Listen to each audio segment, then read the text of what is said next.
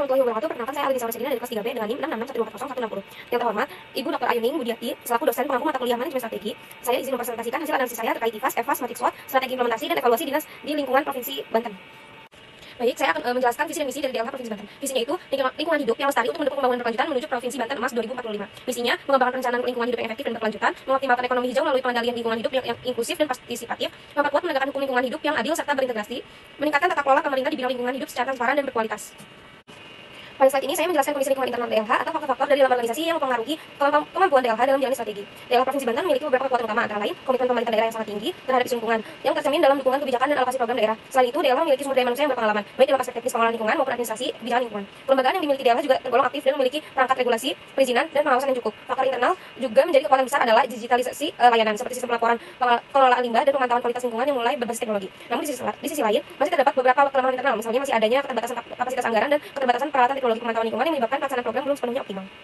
Namun di sisi lain masih ada kelemahan internal yang perlu mendapatkan perhatian. Salah satunya adalah keterbatasan anggaran operasional yang membuat beberapa program belum dapat dijalankan secara optimal. Selain itu, fasilitas pendukung seperti peralatan teknologi, pemantauan lingkungan, dan infrastruktur laboratorium belum sepenuhnya memadai. Tingkat partisipasi masyarakat dalam pengelolaan lingkungan juga masih perlu ditingkatkan, terutama di wilayah padat penduduk dan kawasan industri, karena kesadaran yang belum rata sering menyebabkan implementasi kebijakan di lapangan kurang maksimal.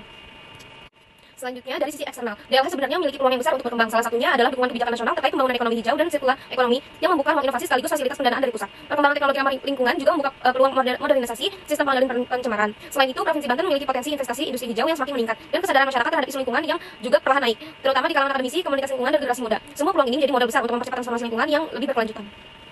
Namun terdapat pula ancaman yang harus diwaspadai. Pertumbuhan kawasan industri di Banten memiliki dampak potensi pencemaran udara, air, dan tanah yang semakin tinggi, sehingga pengawasan harus lebih ketat. Perubahan iklim yang semakin ekstrim juga menjadi ancaman serius karena memicu bencana ekologi seperti banjir dan kekeringan. Selain itu, budaya kepatuhan pelaku usaha terhadap regulasi lingkungan masih belum rata. Ada sebagian industri yang masih mengutamakan profit tanpa memperhatikan standar lingkungan. Tekanan jumlah penduduk yang terus meningkat dan juga berpotensi memperberat beban lingkungan, baik dari sisi sampah maupun penggunaan ruang wilayah.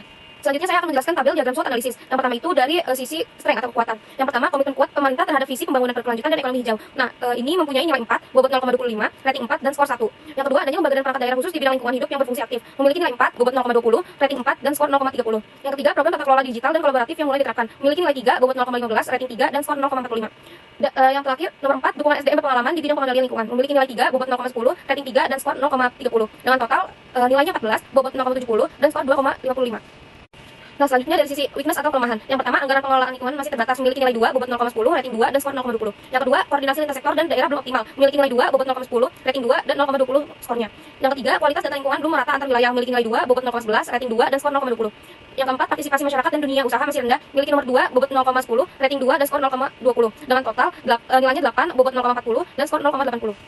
Selanjutnya, tabel diagram SWOT analisis dari faktor peluang atau opportunities. Yang pertama, dukungan kebijakan nasional dan global terhadap transisi energi dan pembangunan berkelanjutan. Nilainya 2, bobotnya 0,10, ratingnya 2, skornya 0,20. Yang kedua, potensi ekonomi hijau sektor pertanian, perikanan, dan pariwisata ramah lingkungan. Mempunyai nilai 2, bobot 0,10, rating 2, dan skor 0,20. Yang ketiga, dukungan lembaga donor dan swasta terhadap program adaptasi perubahan lingkungan. Mempunyai nilai 2, bobot 0,11, rating 2, dan skor 0,20. Yang keempat, perkembangan teknologi digital untuk monitoring lingkungan. Nilainya ada 2, bobot 0,10, rating 2, dan skor 0,20. Dengan total nilainya 8, bobotnya 0,40, dan skor 0,80.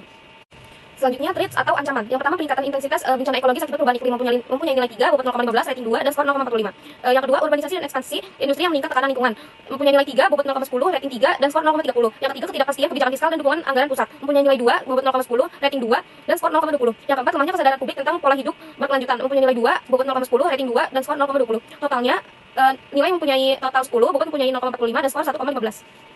Selanjutnya kita lihat pada IFAS, yaitu Internal Strategic Factor Analysis Summary. IFAS diperoleh dari selisih antara kekuatan dan kelemahan. Dari hasil analisis, kekuatan organisasi memiliki skor sebesar 2,55, sedangkan kelemahan memiliki skor 0,80. Sehingga ketika keduanya dibandingkan, skor IFAS adalah 2,55 dikurangi 0,80 dan menghasilkan nilai 1,75. Nilai ini menunjukkan bahwa secara internal organisasi memiliki posisi yang cukup kuat karena kekuatan yang dimiliki mampu menutupi kelemahan yang ada. Selanjutnya kita masuk ke EFAS, yaitu External Strategic Factor Analysis Summary. EFAS diperoleh dari perbandingan antara peluang dan ancaman dari lingkungan luar. Hasil analisis menunjukkan bahwa peluang memiliki skor 2,55, sedangkan ancaman memiliki skor 1,15. Jika kita kurangi 2,55 dengan 1,15, maka diperoleh nilai EFAS sebesar 1,40.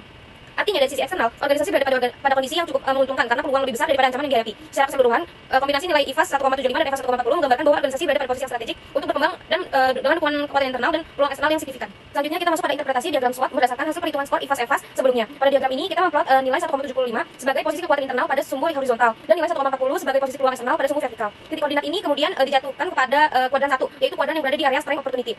Posisi ini menunjukkan bahwa organisasi berada dalam situasi yang menguntungkan karena memiliki kekuatan internal yang kuat dan dan sekaligus peluang eksternal yang besar. Dengan demikian, strategi yang paling tepat digunakan adalah strategi agresif atau strategi pertumbuhan growth strategy, di mana organisasi perlu memaksimalkan kekuatan yang dimiliki untuk memanfaatkan peluang yang tersedia. Secara sederhana, kuadran 1 memberikan gambaran bahwa organisasi berada pada posisi yang siap untuk memperluas program, meningkatkan kualitas layanan, serta melakukan inovasi karena kondisi internal dan eksternal sangat mendukung perkembangan yang lebih optimal.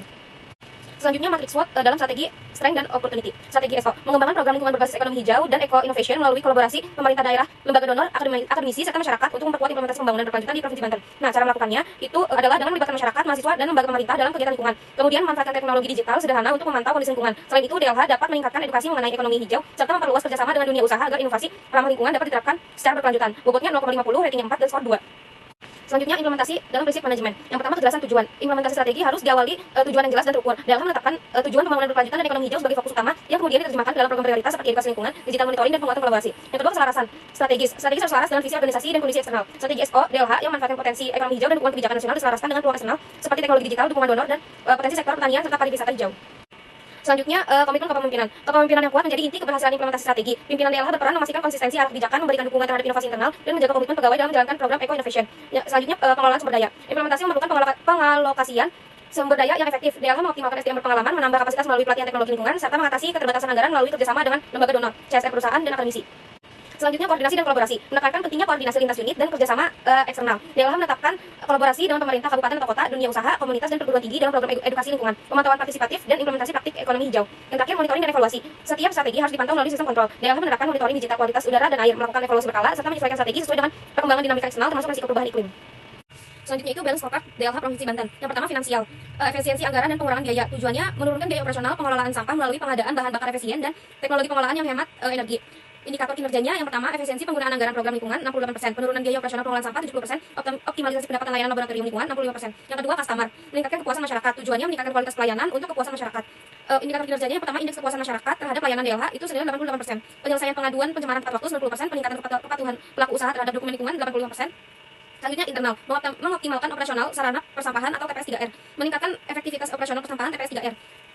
KPIS-nya yang pertama, waktu proses layanan dokumen lingkungan itu 80%, ketepatan inspeksi dan pengawasan rutin 82%, efektivitas operasional persampahan 80%. Yang terakhir, learning and growth, penguatan penggunaan teknologi dalam monitoring lingkungan bertujuan untuk mengembangkan inovasi layanan digital dan monitoring seperti aplikasi mobile untuk pelaporan real time dan analitik data lingkungan. KPIS-nya, tingkat pelatihan lingkungan hidup 90%, inovasi digital dan monitoring lingkungan 88%, kepuasan dan retensi pegawai 80%.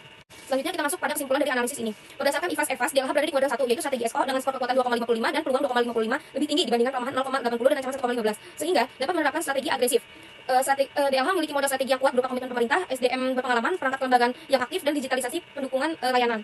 Peluang utama meliputi kebijakan nasional, teknologi, dan pengembangan ekonomi hijau dan eco-innovation, sehingga DLH berada pada posisi strategis untuk memperluas kebijakan lingkungan berbasis ekonomi hijau. Implementasi strategi mengacu pada prinsip manajemen strategi, yaitu kejelasan tujuan, komitmen kepemimpinan, pengelolaan sumber daya, koordinasi dan kolaborasi, serta monitoring dan evaluasi. Hasil balance scorecard menunjukkan kinerja yang terarah dan tinggi, namun masih diperlukan peningkatan partisipasi publik dan optimalisasi anggaran sebagai prioritas perbaikan.